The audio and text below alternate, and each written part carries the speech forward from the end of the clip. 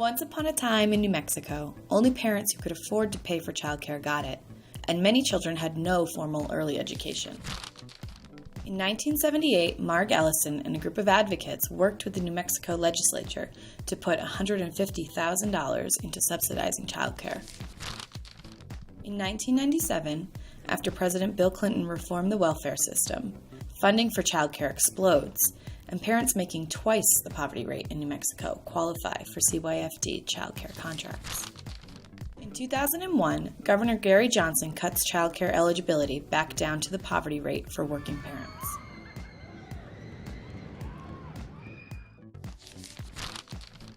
After increasing spending for childcare every year, Governor Bill Richardson finally restores eligibility to parents making twice the poverty rate in 2008.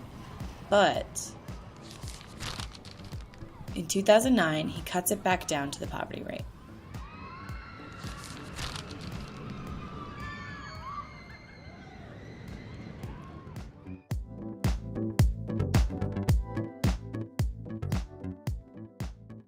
Well, chapter one in my life is, I started off as a child, and my dad worked. He worked a couple of jobs, but my mom stayed home with me, with the rest of the kids. Well, I started out as a mom.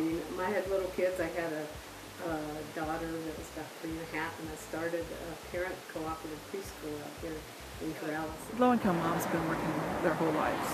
I come from that background. My mom was at work, my grandmother worked, and as single parents. And so low-income women have been doing it all along. This was in the late 70s. It was at the time when people, legislators would say to us, why aren't you why aren't you at home with your kids?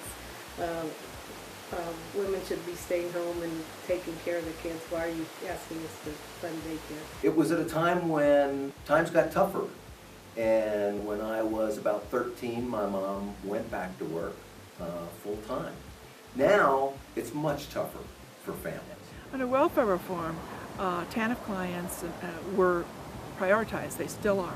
They're the first ones who get the slots. But I think it was a way of saying, okay, if we're going to require you to work, then having childcare is only right thing to do. And so more funds were put into that. It would start off pretty high, and then there was this dip, and families were like, what's going on? What happened? The promises were broken. And then a promise was made to restore eligibility, and slowly, a couple $1 million this year, a couple $1 million next year, we got eligibility back up to where it was. It was there for a couple of months, and the bottom fell out, and then crashed back down to the bottom again, and the families are like, oh my God, what are we going to do? I've been involved in child care assistance programs for more than 30 years, and it's been a roller coaster no matter how much money there was.